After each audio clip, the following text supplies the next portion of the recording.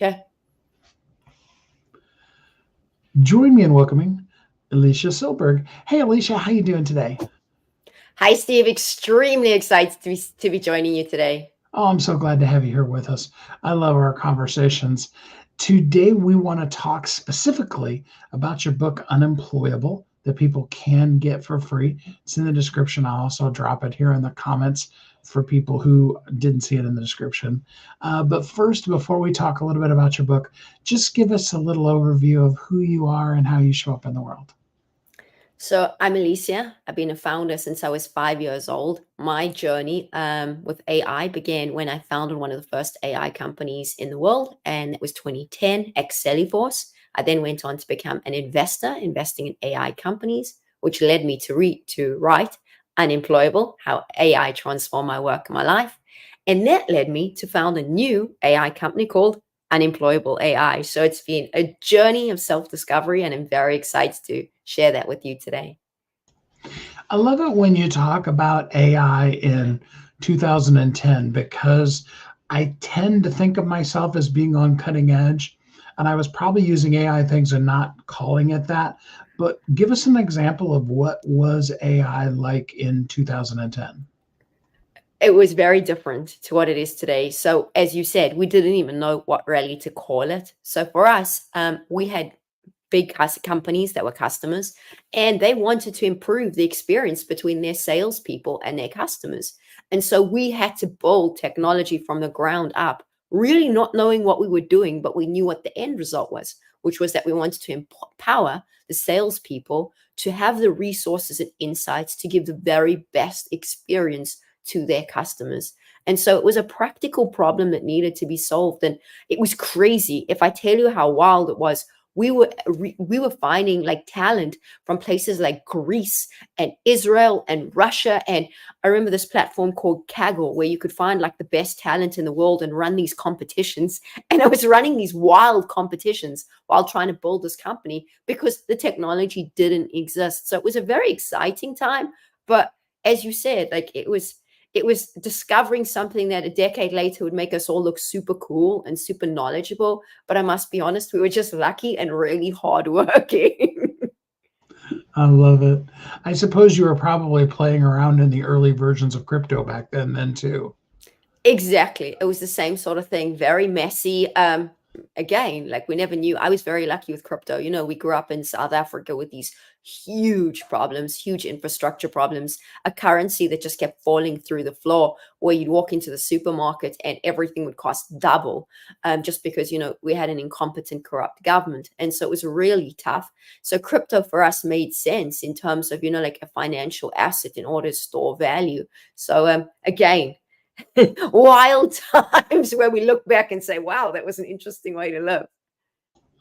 I just love the parts of your story that are the few places where I'm like, "Ah, can't believe that I didn't do that back, when you could get Bitcoin for less than a penny and stuff like that." In South Africa, it was crazy because there was such huge infrastructure problems, which I would imagine in a lot of the emerging markets countries there were. A friend of ours was creating like a solution to electricity, something, like because here in the US, electricity, the grid works pretty well. And people would be paying using Bitcoin in order to get access to this electricity. And everyone like discounted it. They were like, oh, this is such a dumb idea. Like he's using these like random little tokens, like no one was like serious about it. And it was amazing because now it's become, an extraordinarily important thing in the world. But at that time, everyone was like, oh, this is such rubbish. It was very few people that really believed in it and a real use case for it. So let's talk about the book, Unemployable, how being unemployable transformed your work and your life. Um, let's talk first a little bit just about how you discovered that you were unemployable. So for me, it was a career aptitude test. And at the time when I got the results, I was devastated. But, I used it to my advantage and I was like, okay, this is fantastic. How do I use this in order to thrive in this world? And that was the beginning of where I went all in with building companies and saying, this is something that this is a powerful tool in my toolkit in order for me to accomplish greatness in my life. So it was a huge turning point in my life, um, being indicted, for lack of a better term. I just love it. I wonder if the person who administered the test, wouldn't it be fun to go back to them now and go, see how unemployable I really am? It's funny you say that, because he's a contact on LinkedIn, and I've kind of kept track of his career, and it's weird how people, um, he stayed stagnant, like his career hasn't evolved, like he's doing stuff. And I'm very grateful that it happened. We have these moments in our life where we can look back, and at that moment it was a source of extreme pain and shame. And now I'm wise, and I'm like, wow, I wouldn't have come to the US. I wouldn't have fulfilled my dreams. I wouldn't have been able to build these companies, to have this conversation with you, had that thing not happened. So I'm very grateful to him. At some point or another, I think I should definitely send him a copy of the book and say, thank you. This was only because of you. Like, I'm so appreciative that you said that. I totally love that. That is so cool. So, the transformation of life is a lot about what the book covers. Talk to us a little bit about some of the things you've learned about transforming in your life, both from a spiritual standpoint as well as just practically. I think resilience, and perseverance. And I think that was an incredibly important thing where, um, mm, for a very long time, my life was extremely tough, and I had to keep on going. And the idea that, your journey isn't always easy, and you do face personal and professional challenges along the way, but it's those challenges that ultimately define you, both in the physical world and in the spiritual world, where you can look back and say, like, wow, um I've had this extraordinary life, a life that I'm in awe of, a life that, I walk on the beach here every day in California, and I see these beautiful trees, and I see people skateboarding, and I'm like, wow, like, I get to live in this extraordinary place, doing these extraordinary things with extraordinary people like you. And that came from this extreme pain, where when people say to me, I'm going through these challenges, I'm going through these difficulties, I can't pursue this journey I want to pursue. I think back, and my life was a dead end life. There was no other way to describe it. If I looked at my physical circumstances surrounding me, for a big part of my early life, there was nothing available to me. Like, it was through sheer, perseverance, through sheer resilience, which had to come from an internal place, in order to say, you know what, I don't care what it takes. I don't care how everyone around me says, like, you are going to fail, which was largely what was being said to me by many people at these things, because I was so different to the people around me. I had to dig deep, and I had to have such a driving intention. Like, you can read in the book where I talk about, I do these meditations, and I'd be manifesting this home that I'd have in New York City. And and what the furniture would be like, and the car that I would drive, and what the curtains would be like, and the carpets. And it sounds wild today, because I don't live in New York, and my life is pretty different. But I needed that. I needed that compelling vision, where it was so powerful and such a driving force, that no matter how much rejection, no matter how much went wrong, um, I would keep on going despite the difficulties. And I use that until today, where I'm building an AI company, and it's extremely difficult to build an AI company. It's very fast, it's very intense. But at the same time, I tap into those skills, that perseverance, that resilience, to say, I could do that. I could do, I could get myself out of very harsh circumstances. There's no reason I can't build an AI company today. Absolutely. So, and there's so many things in the book, and so I acknowledge this is an unfair question up front, but what's your favorite part of the book? I think when we came to the US, and I don't want to spoil it for your readers, but we applied for VC funding. So we're sitting in South Africa, we applied for VC funding, and everyone around us says, you are going to fail. You have no right to be doing this. And I was like, I'm going to America. I'm going to fulfill my dreams. And it was brutal. Like, we arrived in Washington, D.C., and it was the coldest winter in 100 years. And we never knew how snow days worked. We knew nothing.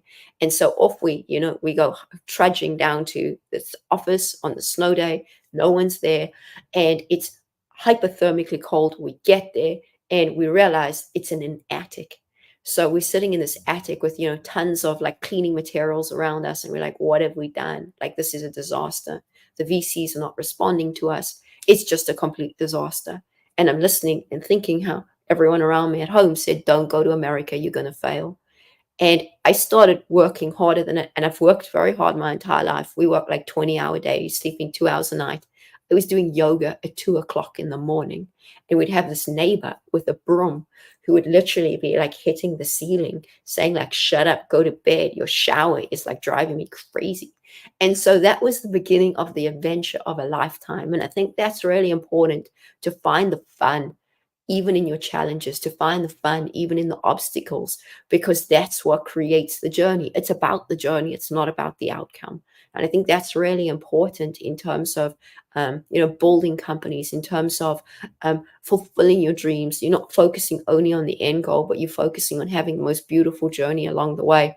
And so I think that part of the book where we go into these wild adventures, where we had this bunny who we absolutely adored, and the bunny went everywhere with us. And we had to, take this bunny to all these places we were staying. And it was wild. The entire thing was absolutely wild. And we never had visas, and we couldn't stay in the country, and we couldn't get a place to stay. And it was just insane. But in the end, the company was sold and it was successful, despite how difficult it was. And it was worth it. I look back now and I look back at like the incredible investments I got to make, and I've invested in some extraordinary companies today. And I couldn't have done that had it not been through that very challenging time. So that's definitely the favorite chapter in the book. This wild adventure that deserves to be made into a movie. It was so insane. Sounds like a lot of fun. I want to see that movie already. Yeah, I love it. So let's talk about moving forward. So the book Unemployable has now led to the beginnings of the new company Unemployable AI. Give us some ideas about what Unemployable AI is going to be doing as a company. So it aims to democratize AI. So I've seen how many businesses lack the, internal resources or expertise to fully leverage AI. And for me, it was really important um, to play that role in the global ecosystem. So um, the democratization of AI is like a super important thing. So we've created these AI blueprints and modules which enable us to go into a company and say, what is your biggest problem?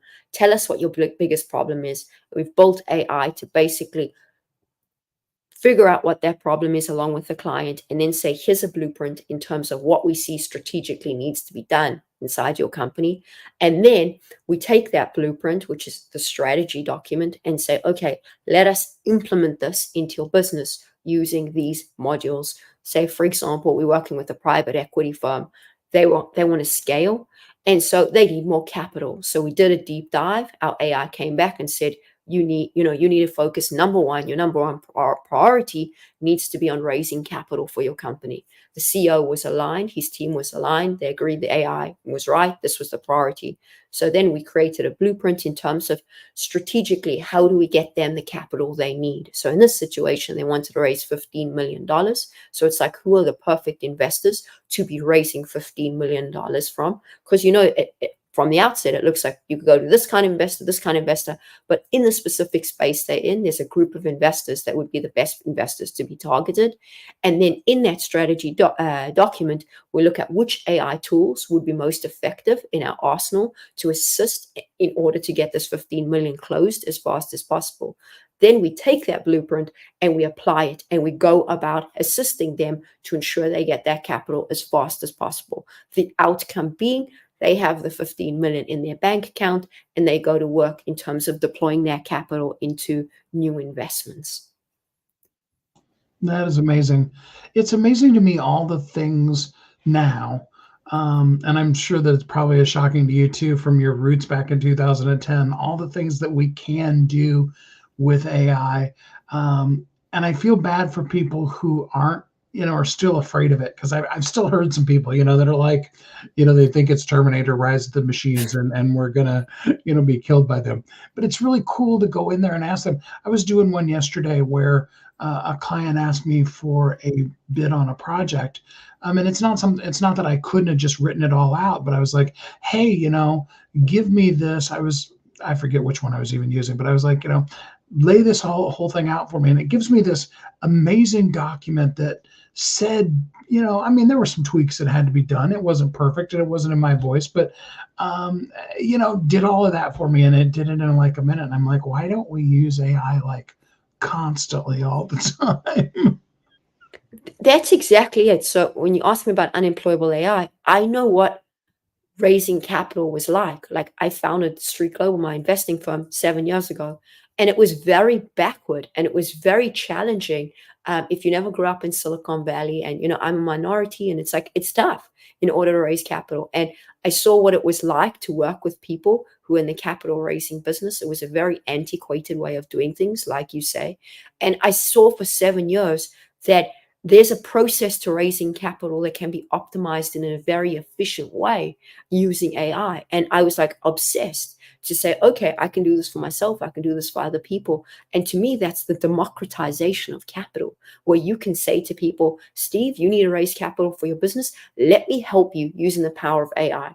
You do what you do best, which is you, being creative, you engaging with your clients, and let's use the AI to get you that capital. And that's just an example, but I agree with you 100% that and it's moving so fast. Like I think about where the world's going to be in 7 years' time, and it's very exciting. And I think for people that are fearful, being curious, being open-minded, saying, okay, what do I not want to do? Like, what is something that I need to be doing that I don't want to do, that I can just outsource to my own employee? An AI agent, which is how we refer to them in an industry, is like your own employee. You can have an army of employees where in the past, with your business, you would have had to do everything yourself. And it's like, it's just, even with your team, the things your team doesn't want to be doing, that they could be so much more effective doing the creative stuff, the stuff they have mastery over, the stuff that they're passionate about, versus this like administrative stuff that none of us wants to be doing, that's easy to outsource to this army of bots. I absolutely love that. People really need to get the book, and the link is there for them to do it. It is actually available today for free, which, the ebook, and that's really cool as well. But if somebody wants to go deeper with you, they want to look at what kind of things your company could do for them, how can they get in contact with you? Best way is to connect with me on LinkedIn and send me a message. And the more specific you can be, the better. So I know to like flag it and make sure for me or one of my team to respond to you. So if you have a company and you're trying to solve a specific problem, or you're dealing with a challenge, tell me about it so that I can make sure that our interaction is as effective as possible. That's the one way. I also have an AI newsletter that my team and I put a ton of work into. So if you follow me on LinkedIn, you can get access to that newsletter and join our community of CEOs and executives. Steve's one of those people, and it's just a very interesting group of people who shares their insights in terms of AI. We could go on, and I'd like for us to just have this be like a 3-hour interview, but we are kind of at the end of things right now. Before I let you go, though, give us some words of encouragement about what using AI on our business could mean for us productivity wise.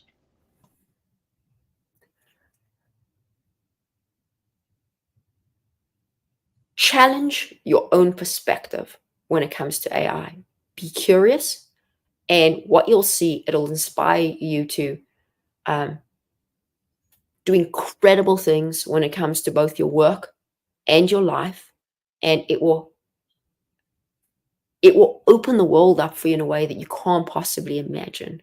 Um, so understand the role of the technology and harness it to your advantage, because the investment you make today will compound, and we're only in the first innings of AI. So what you do today will impact you massively in the next 3, 5, and 10 years' time. You won't look back. Alysia, thanks so much for spending some time with us here on the show today. Thank you for having me. I loved every minute of it.